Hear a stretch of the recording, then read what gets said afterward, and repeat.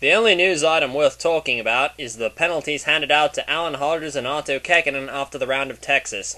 Both of them were sent to the back of the grid for this race for infractions in the round of Texas. The officials made it very clear that if Alan Hodges and Arto Kekkonen remained in the race after their respected infractions during the round of Texas, both of them would have received 45-second active time penalties, and therefore apply them to qualifying here in Carbondale, which can be a very daunting task for those two men indeed. Dan, off to you. Thank you, Lance. Capturing his maiden Delano Pole Award in car number 95 is Avery Holtzman of Great Britain. Brazilian Luciano Savaral is on the outside of the front row in the Bolden. However, I don't think that team is very confident about a good result today. Savaral played a very conservative start. Avery Holtzman didn't, and that's why Holtzman jumped in front of the 3 car as quickly as he did. However, this would be a bit of a false dawn because we got a caution on the end of the first lap.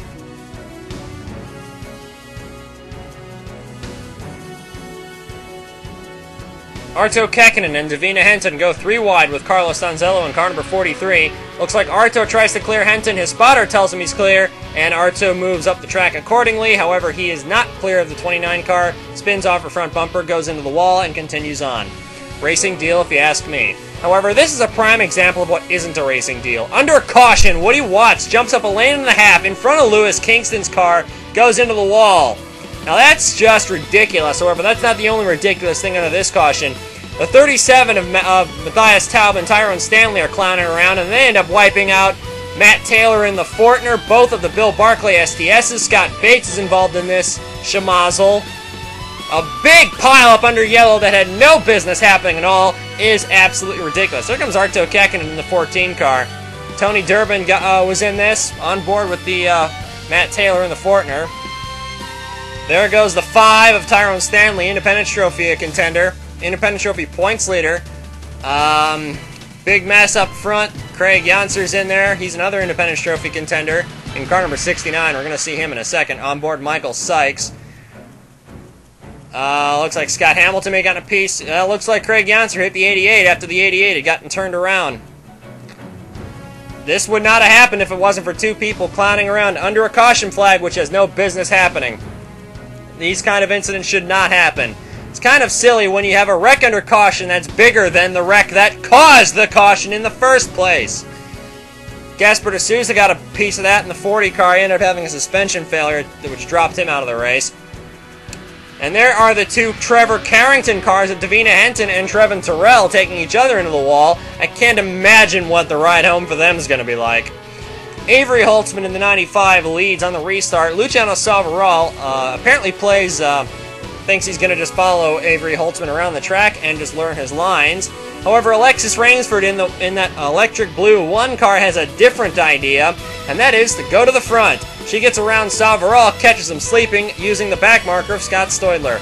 Alexis Rainsford said before the race that her strategy was to go for early race glory and get to the front as quickly as possible to avoid incidents. Well, considering what we've seen under caution here, that appears to be the way to go.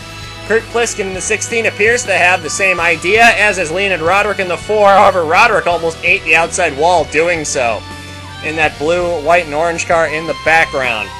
Mike Whitmore and Marcus Leonard also marching to the front. Franz Redlich has an engine fire on lap 9. Adrian Devereaux runs into the 94, and Devereaux goes into the wall, but this doesn't bring out a yellow, which infuriated Adrian Devereaux, to say the least. I would play what Adrian Devereaux's radio transmissions were, however, I don't have a sensor handy, so I can't do that. The FCC is watching. Devereaux on lap 15 had a suspension failure after that crash, and he goes out of the race, and he promptly leaves the track. He doesn't even bother giving an interview, and quite frankly, I can't blame him for it. Craig Janser in car number 69 is running for the Independence Trophy. However, after being involved in someone else's stupidity under caution, his chances have been significantly hampered. Kind of ironic, seeing as he caused a lot of silly incidents here last season. Avery Holtzman is leading the race by quite a bit. Not having traffic in his way is really helping the Englishman, and he is rocketing away. However, he has quickly caught Craig Janser, got around him without a problem, and has now caught Lewis Kingston in the 44, who has been hamstrung by Woody Watts jumping right in front of him like a maniac. Holtzman continues to lead. Alexis Rainsford and Kurt Pliskin are second and third. We're on board with the Power Steering Incorporated JD Predator. Kurt Pliskin looking set to contend for his second Master Cup Series victory. Running behind, Alexis Rainsford, the defending champion. That's why she carries car number 1. And somebody is smoking up there. Can't really tell who it... Oh no, it's Holtzman! Avery Holtzman has just dropped out of the lead! Ow! This heel was running away with this one! And now the 95 car is gone, and the 94 is gone, so both the Gesslers have engine fires very early in the race, and Holtzman is out, and that brings out the second caution. Kurt Pliskin gets the lead by using some back markers. There you see, he gets around Alexis Rainsford coming to the caution stripe because these cars do race back to the cautions in this series. Kurt Pliskin gets around Alexis Rainsford using the back markers, and therefore he leads on the restart. However, despite he's jammed up behind some slower cars, and what is Tony Durbin doing? Oh boy, Alexis Rainsford and Tony Durbin are at it again. Looks like Durbin tried to wipe out the one car coming to a restart, and Alexis tried to take a swipe back at him. Oh boy, the officials aren't going to take too kindly to that, I don't think. Durbin moves well out of the way because I think he figured that the one car was going to drive straight through him. And Alexis Rainsford gave him the one-fingered salute on the way by. Oh boy, just imagine what she's like when she actually drives with both hands. Whoa, yeah, Alexis definitely had to go back at him, but decided she had to run to take Pliskin by surprise. That's a legit pass. That is a legal move. I don't think the 16... Wow, Carlos Donzello into the wall. I don't think the Power Steering Incorporated took too kindly to that pass, but we got another caution on lap 34, so I don't think they have too much to complain about here. Jack Bouvier is going to be in this one along with Lewis Kingston in the 44 after both of them get turned around by Zach Duff in car number 2. This is the second time Lewis Kingston's been involved in an incident in that part of the track. Carlos Donzello in car number 43 is going to get involved in a little tussle with Tony Durbin. Donzello thinks Durbin took a swipe at him, and then Donzello just makes a move to take Durbin out of the race right there. However, it backfires, and Carlos just takes himself out.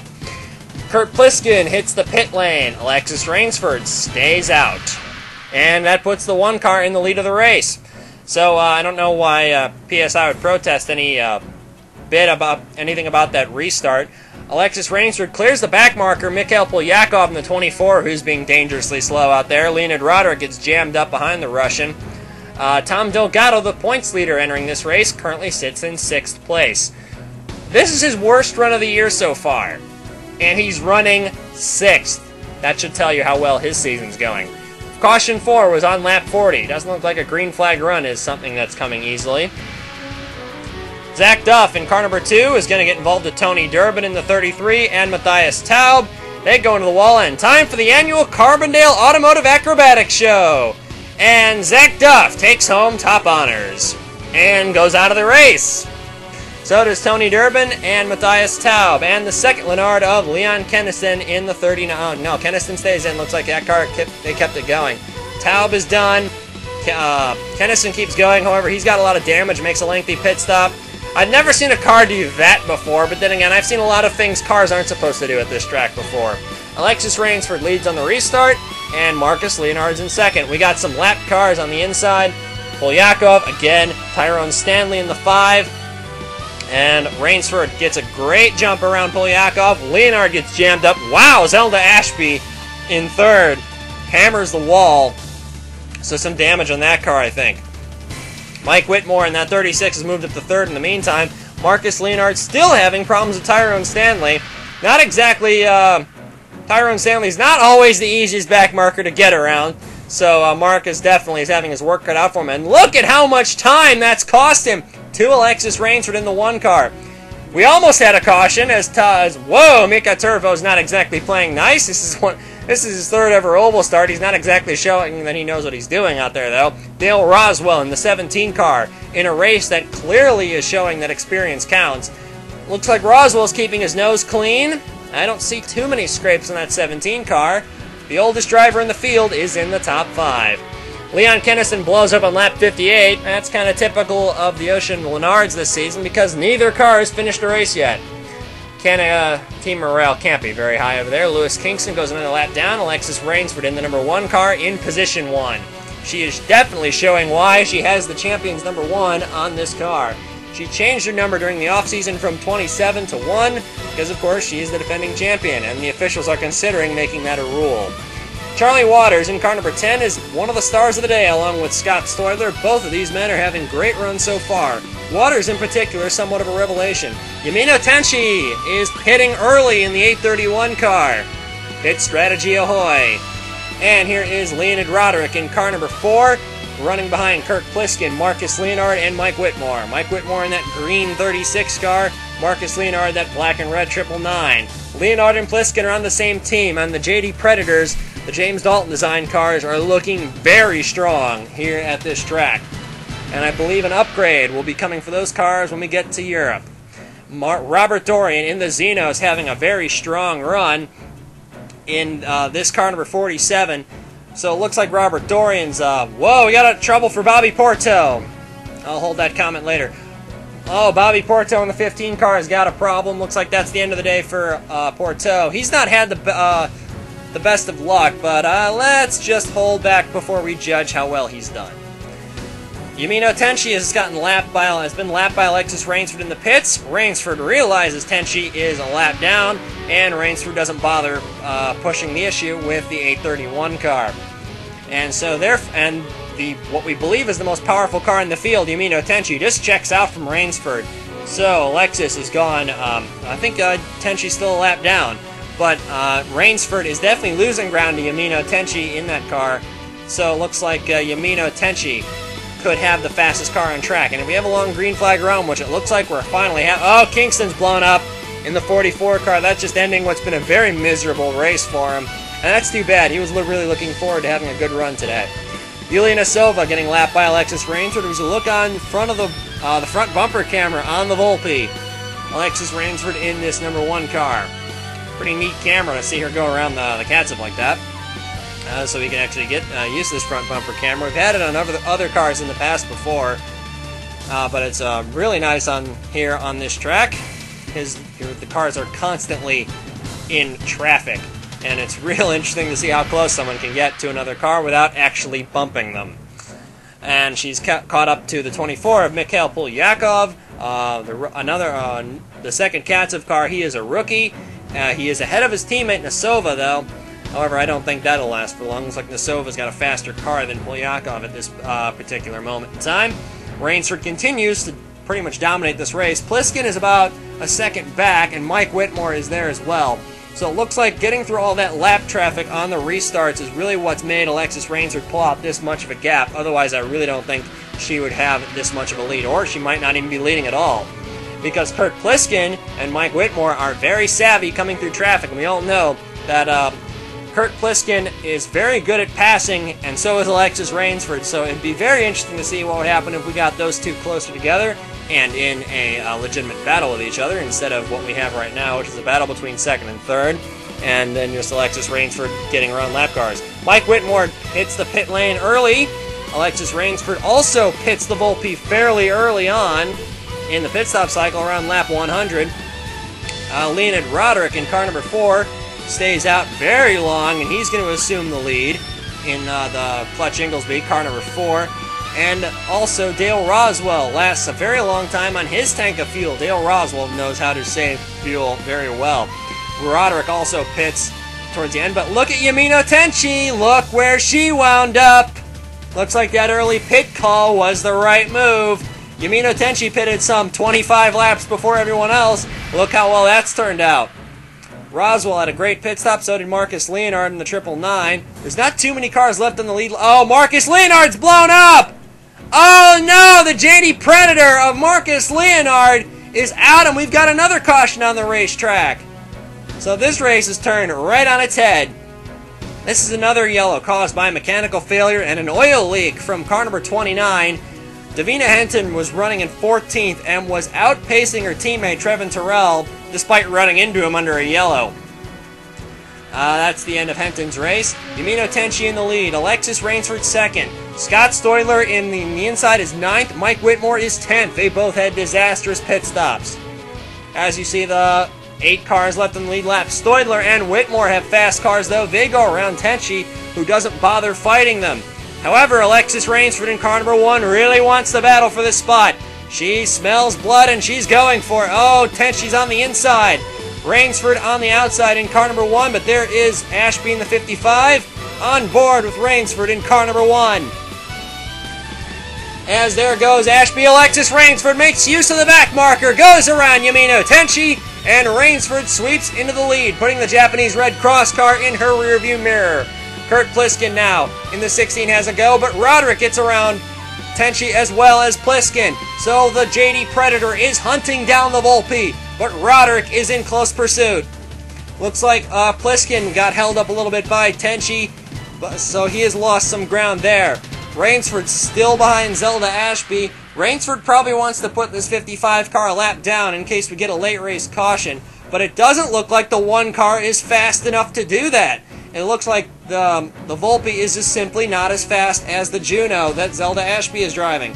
Dale Roswell now has a go at Yamino Tenchi in the 831. Now the Nemoto is one of the fastest cars out here, and something is that I don't know whether Yamino Tenchi's just not gotten on the right set of tires or what, or if something's gone wrong with that car, but the 831 car is dropping back. As we look on board of the 831 car, that very nice paint job on the 17, and we saw the Japanese Red Cross colors there. Charlie Waters in car number 10 has kept his head on straight, and it looks like he's going to wind up with a great result today.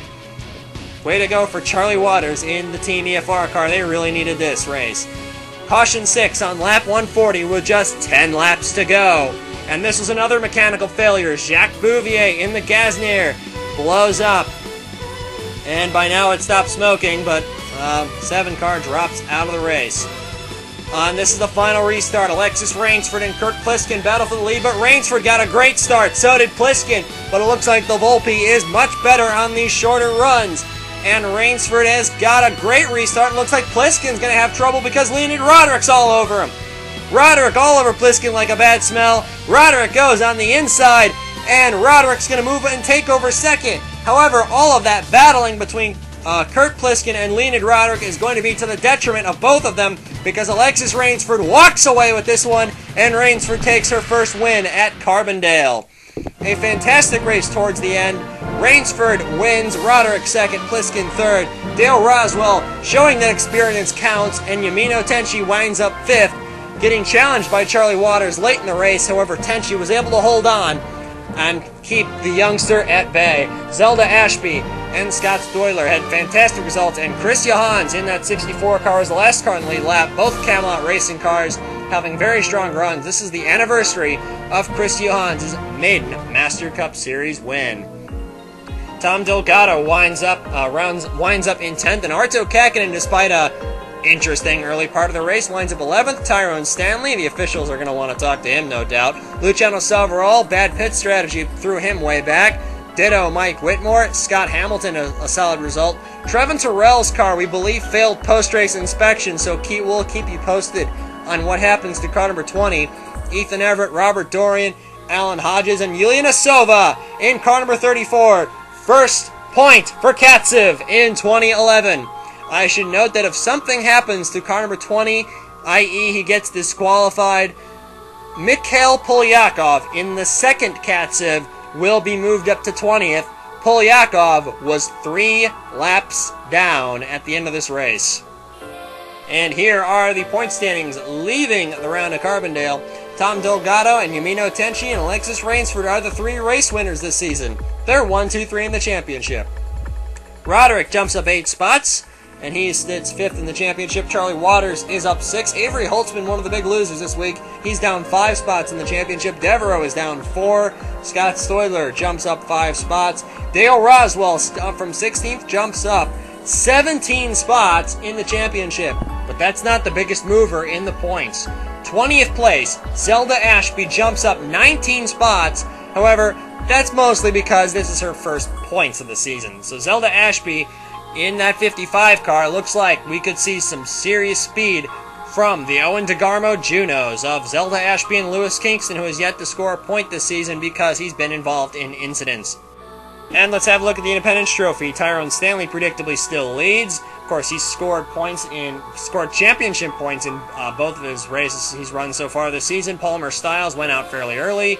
Craig Janser adds himself to the Independence Trophy standings. He has 40, tying him with Martinez in car number 8. Other than that, no changes here. However, we will see some new Independence Trophy cars at the next race at the Round of Great Britain.